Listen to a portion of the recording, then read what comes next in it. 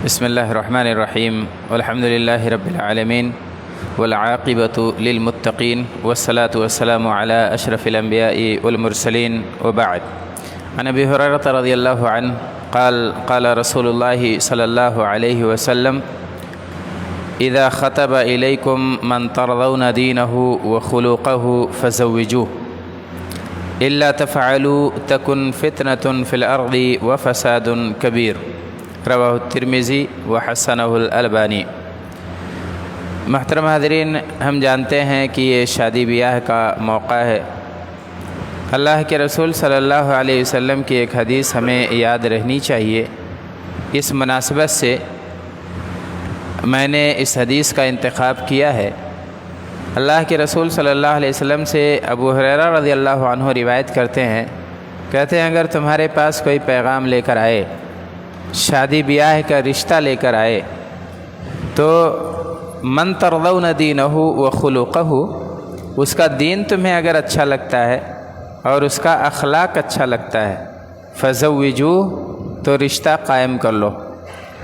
اخلاق اور دینداری یہ سب سے بڑی چیز ہے اور ہماری سب سے بنیادی ترجیح ہے.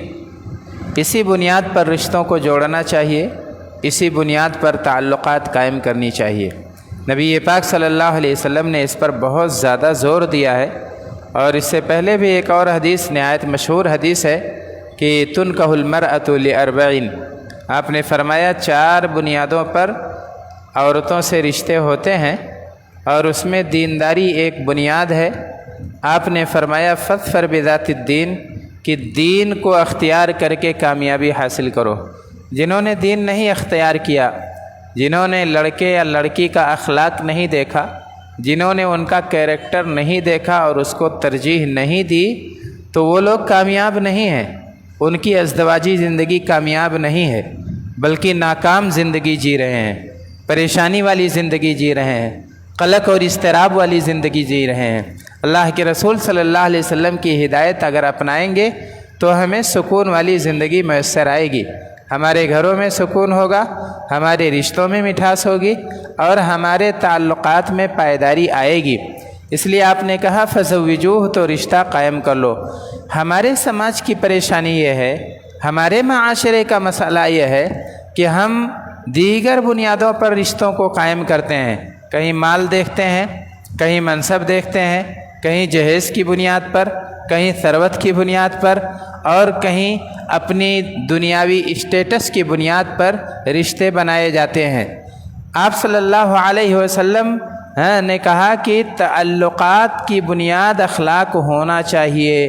اگر اخلاق کو ہم نے ترجیح نہیں دی ہے رشتے قائم کرتے ہوئے، تو اب رشتہ بننے کے بعد، تعلق جڑنے کے بعد، شادی ہونے کے بعد وہ ضرورت ہے ہمارے گھروں کی، ہماری ماؤں کی، ساس کی، سسر کی اور گھر کے افراد کی ضرورت اب مال نہیں ہے، اب وہاں اخلاق چاہیے.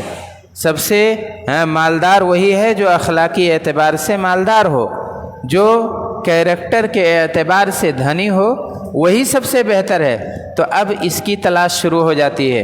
حالانکہ رشتے جوڑتے وقت تو اسے دیکھا ہی نہیں گیا تھا، اخلاق کو ترجیح دی ہی نہیں گئی تھی، کیریکٹر کو ترجیح دی ہی نہیں گئی تھی. لیکن اب گھر میں آنے کے بعد اس کی طلب شروع ہو جاتی ہے، اس کی پیاس لگ جاتی ہے لوگوں کو. اللہ تبارک تعالی کیسے توفیق ہمیں دے اور ہمارے گھروں میں سکون کیسے آئے. جہاں ترجیح دینی تھی رشتے کی قیام کے وقت، تعلقات جوڑتے وقت، ہمیں ان چیزوں کو دیکھنا تھا. اللہ کے رسول فرماتے ہیں اگر ایسا تم نہیں کرو گے، اخلاق کی بنیاد پر رشتے نہیں قائم ہوں گے، کیریکٹر کی بنیاد پر رشتے قائم نہیں ہوں گے، دینداری کو ترجیح نہیں دی جائے گی، تو تکن فی الارض فساد، تو پھر فتنے ہوں گے. وہ فساد عریض، وہ فساد کبیر دوسری روایت میں ہے، بہت بڑا فساد ہوگا، بہت زیادہ فتنے ہوں گے.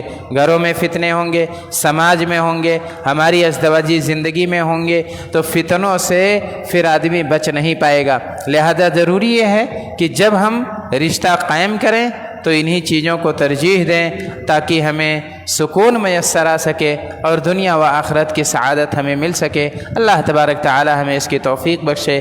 آمین. السلام علیکم ورحمۃ اللہ وبرکاتہ.